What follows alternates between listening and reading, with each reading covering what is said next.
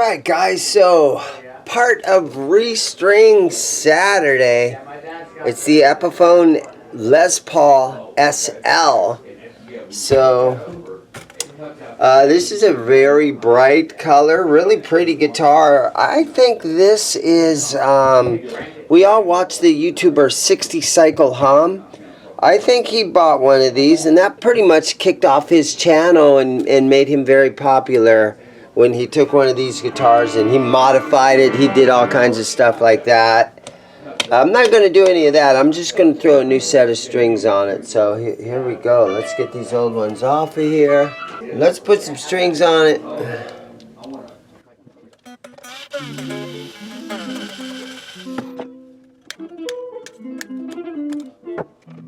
Wraparound tailpiece. These were very inexpensive guitars, but they got a lot of attention because of the pickguard, and it's got a really kind of a cool look about it. So it was about 5 years ago, 6 years ago these things came out. And again, they made quite the splash in the cheap guitar market, and they sold a lot of them. I don't think they're still making them. Okay, so for this one, I am going to take some lemon oil. I'm going to put a bunch of it on a rag here. And that's what I'm going to use to clean this fretboard, hydrate it. I'm completely out of the Music Nomad F1 oil. Some of you guys are probably going to be like, oh, thank God I don't have to listen to him talk about F1 oil by Music Nomad. This stuff is very, very similar in what it does, but that Music Nomad stuff is a wax. And they're different, but they're very similar, right?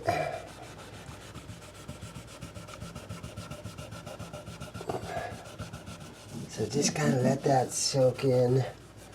I don't see what looks like a lot of dirt on here. And I don't see hardly any fretwear, so I don't know how much this guitar was actually played. Again, this is one of those models, the Epiphone SL, that just came out probably about 5 years ago. Maybe 6 years ago now.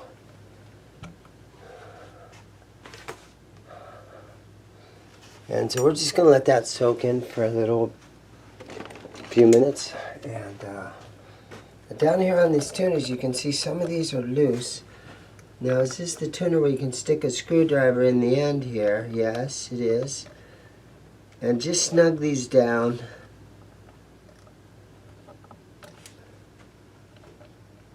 For improves the tuning stability. Snug those down a little bit. Oh, that one was really loose. Actually, that one was missing. There's a little plastic washer between the button and the actual tuner. And those things break and come missing and everything. So I think on your G string there, this tuner right here, I believe that little plastic washer is missing. Yeah, so it's always a good idea to snug these extra screws down. This would be the perfect guitar to upgrade and get these tuners out of here, because these are kind of junky. They're very inexpensive. And again, this is the guitar that pretty much launched 60 Cycle Hum. His name is Ryan. He's got a YouTube channel. And he's a great guy, and it's a fun channel to watch.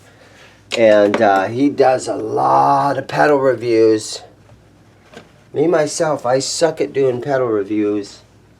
So I stick to like restring videos. And some of you guys, a lot of you guys maybe have watched my storage locker video. But unfortunately, I don't know if I'll ever be able to find another storage locker to to dig through. Alright, let's also do this. So a little 1000 grit sandpaper, and this is just to shine these frets up. And let's see if I can get this sandpaper here going under my fingers.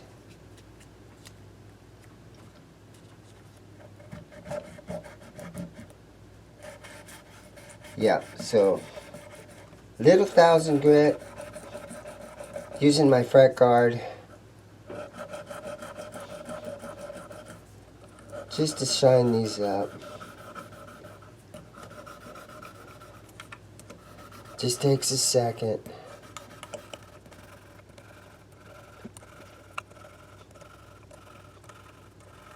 Then once you get up in this neighborhood up here, you have the thinner one. And so the fret ends on this guitar feel really nice. So if you can see, it kind of did a nice job shining up those frets. I don't see too much.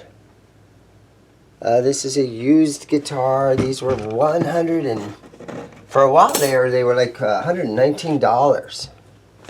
Alright, let's put some strings on it here. Today's string choice. So today's string choice, SIT string, power wound nickel, 10 through 46. Made in America, SIT, it stands for Stay in Tune. And it says SIT Corp guarantees these strings stay in tune. And so, yeah, made in USA, Akron, Ohio.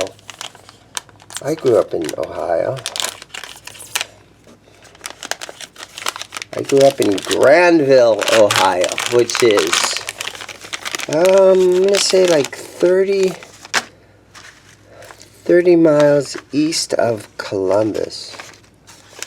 Okay, so this is the wraparound tailpiece. So you put the string in the front. And it looks like it's the compensated wraparound. And then you've got to pull the string over like this. And so this is our G string right here, giggity.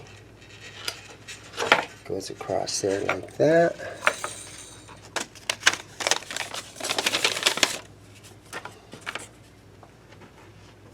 So this is our A string and our B string.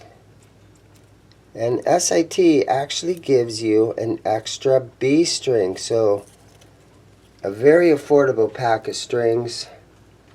And there's 8 strings in a pack. So they give you an extra B string and an extra E string. So that's kind of cool. It's great to have extra strings laying around because they always come in useful.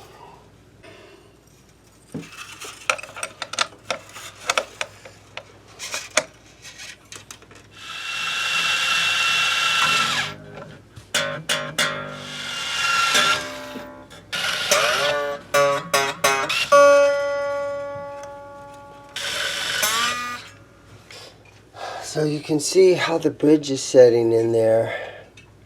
It's pretty high on this side and then a lot lower on this side. But you know what, let's turn it up. And we'll just set, and after it's tuned up, I'll play it a little bit. And that'll let me know if I need to make an adjustment down here.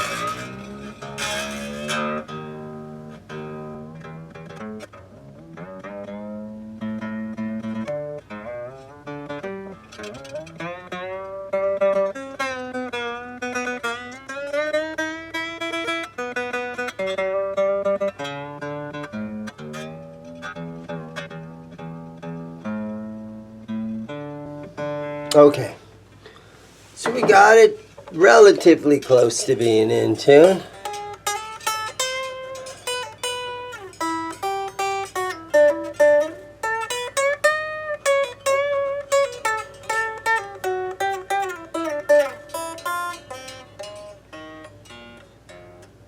Okay, I think I can lower that bridge a little tiny bit.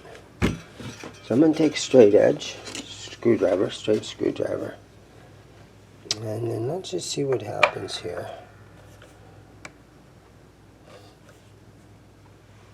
Full turn there. Since this is already lower, I can do a half a turn there. And again, let's try this one more time. This is how I set up guitars, is by playing them.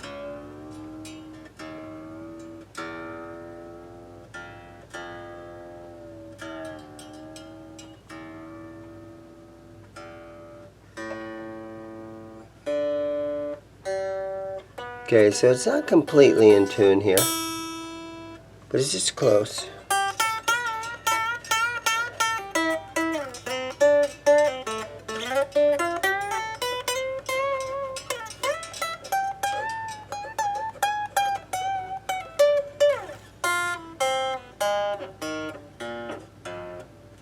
The nut is it's cut pretty high, but at least it's not going to fret out. Let's take a look at the neck. I got my notched straight edge right here. Set it in there short scale.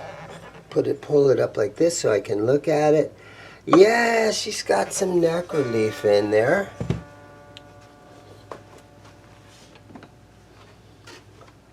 So I guess we can snug this truss rod down a little bit.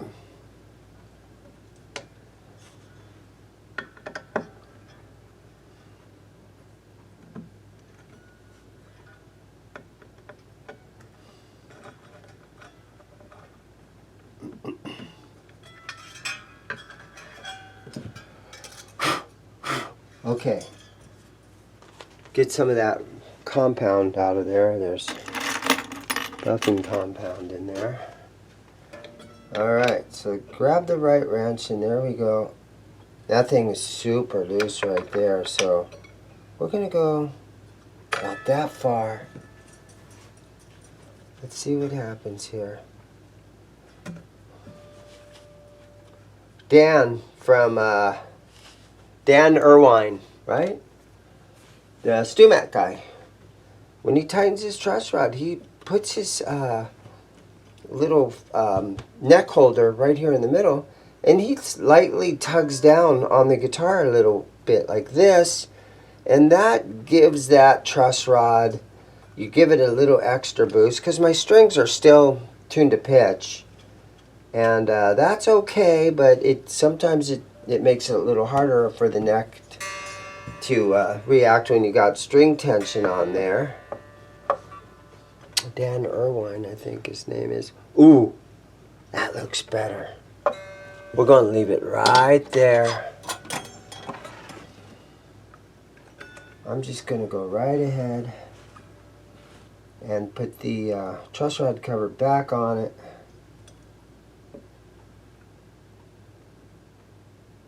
So that looks really good right there. So let's see now where the hole is. There it is.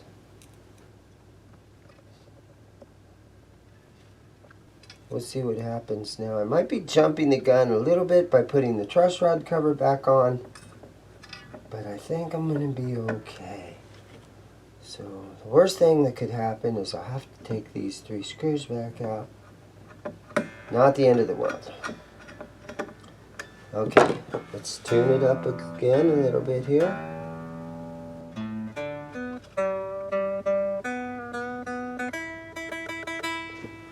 Alright, one more time. Let's see what it feels like now.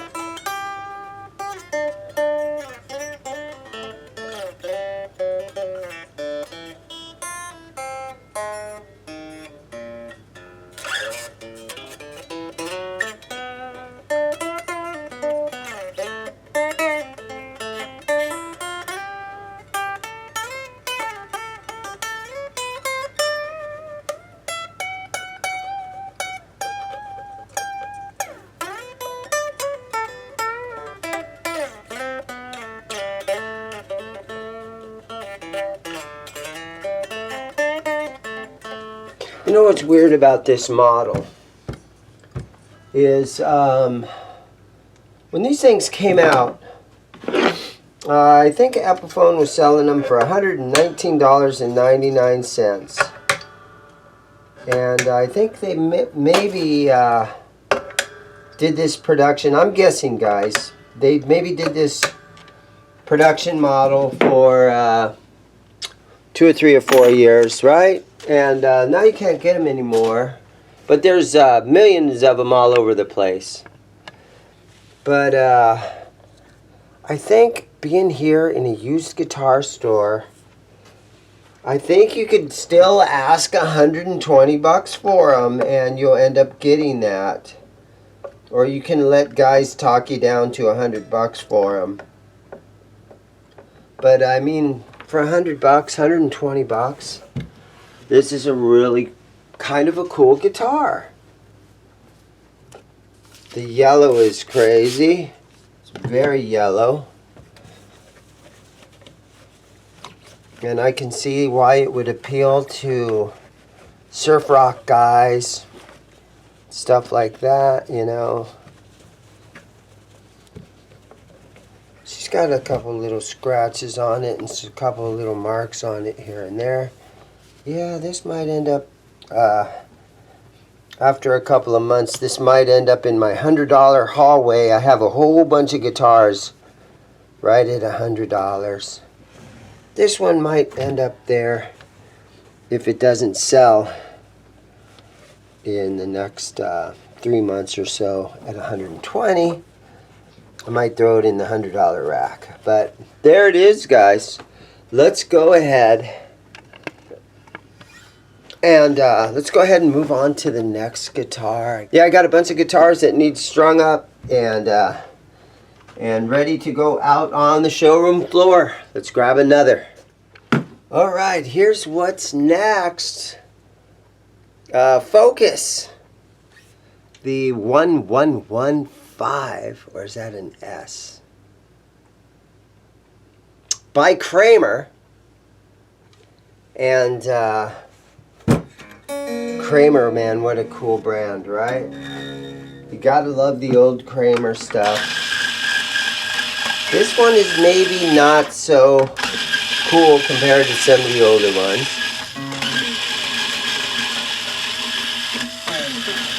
But a nice guitar nevertheless.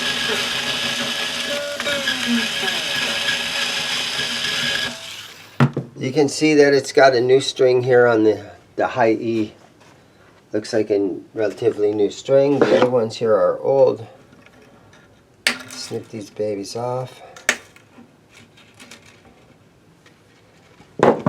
Very much looks like a Fender trem.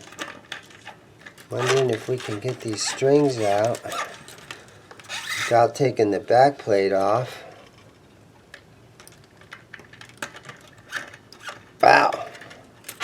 How about that? That doesn't happen not very often.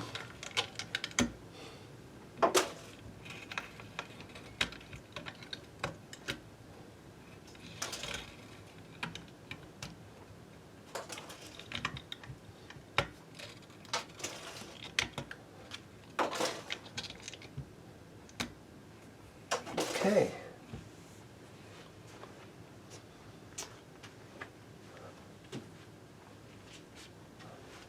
There we go. Looking for a cable so we can plug this thing in. Man, the shop has been crazy. I am unorganized at this point down here at the shop. Basically because I've bought so much stuff lately and business has been so crazy that, you know, it's hard for me as one person to keep up with everything. But I'm not bitching. I'm not bitching. It's been tons of fun. Alright, let's test on these electronics a little bit. 3 single coils. Sound good? Okay, perfect, good.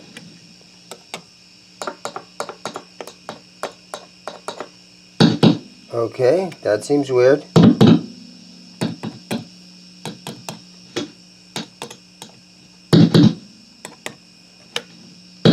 5-way switch, but it's not working on the... Oh, there it goes. There it goes. Sometimes you just get dust in there, and this is what I use to spray electronics. There we go. Now we'll be good.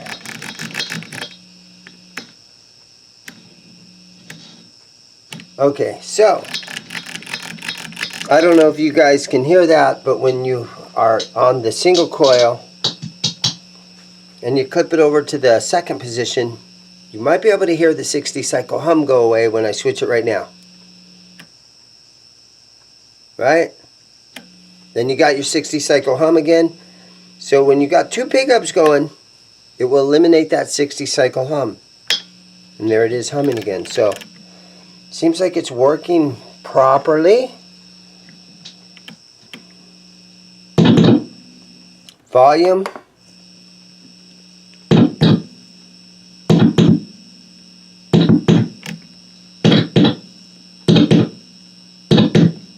Okay, we're trying to see tone.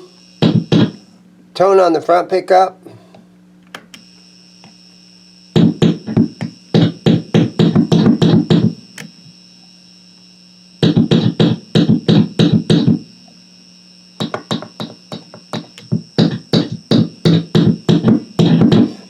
Tone on the front two pickups.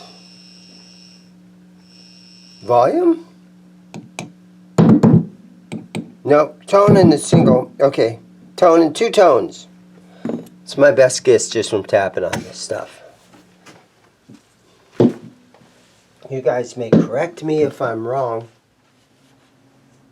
Alright, let's clean on this neck a little bit. We have lemon oil today we're using.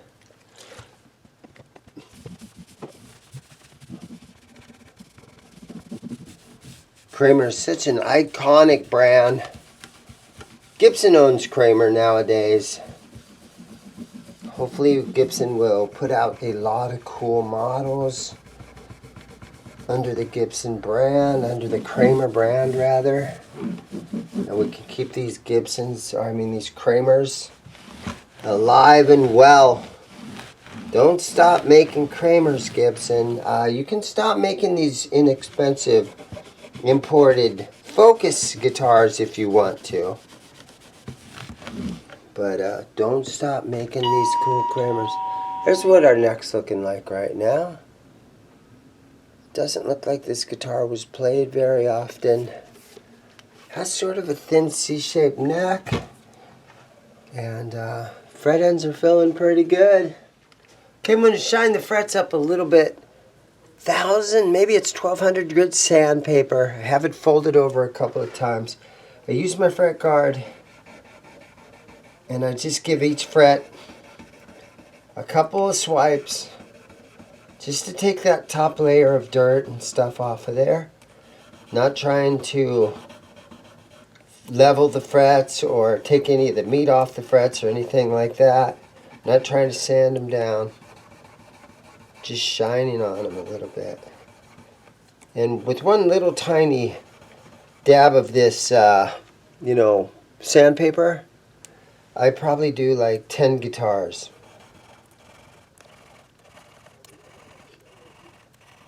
And then once you get down here, you can change to this fret guard, which is a little skinnier.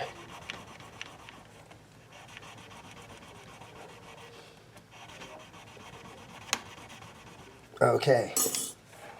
So there they are, the frets. Should be nice and shiny now. Just in that amount of time. Today's string choice. Okay, Ernie Ball Super Slinky 9 through 42s going on this guitar. Made in USA, headquarters out of Coachella, California. Custom gauge 49 through 42s. The nut on this guitar looks good still. This guitar played okay, but she just kind of needs strings on there. I didn't even have to take the back plate off.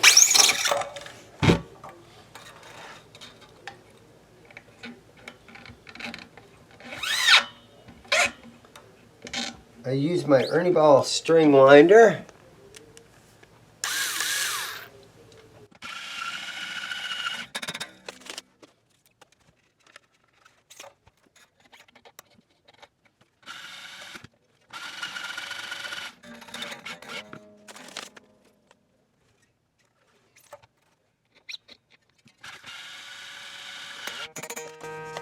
Earthwood.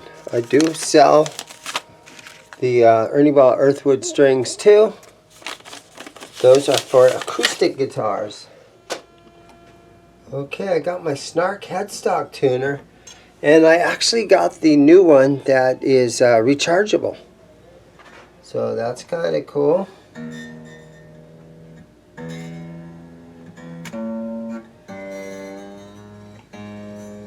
I'm hoping that it's accurate though, right?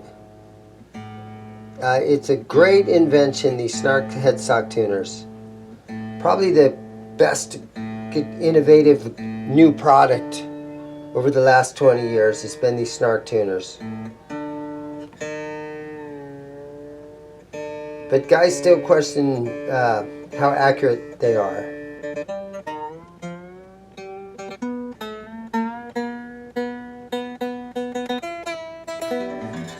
Alright, let me just kind of do this and see.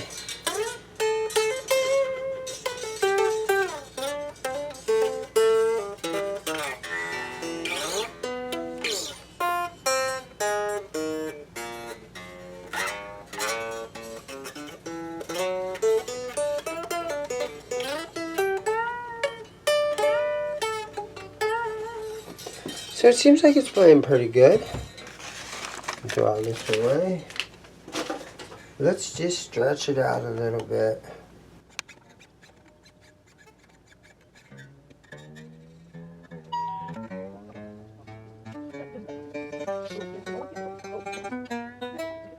Alright, so let's put our notched straight edge on here and take a look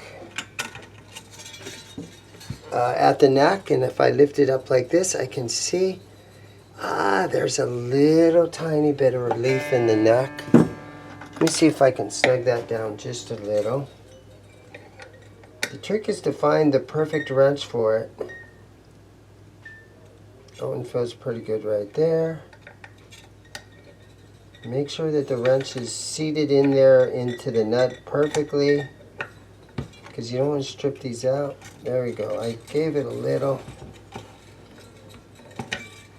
Let's take another look at it. Under full string tension, it's okay to do that. That looks good. The truss rods, I was talking to Philip McKnight one day. Philip McKnight, Know Your Gear. And I was watching him adjust a truss rod while the guitar was under normal tension and all tuned up. And I said, you can do that? You can adjust and tighten the truss rod with the strings at normal tension? He goes, yeah, man, these things are rated at like 300 pounds or whatever. He gave me some number where the truss rod strength is rated to, 300 pounds or 200 pounds. He shot some number at me. Of course, this was years ago. This wasn't recently. This is kind of like when I first met him in his old store that he had.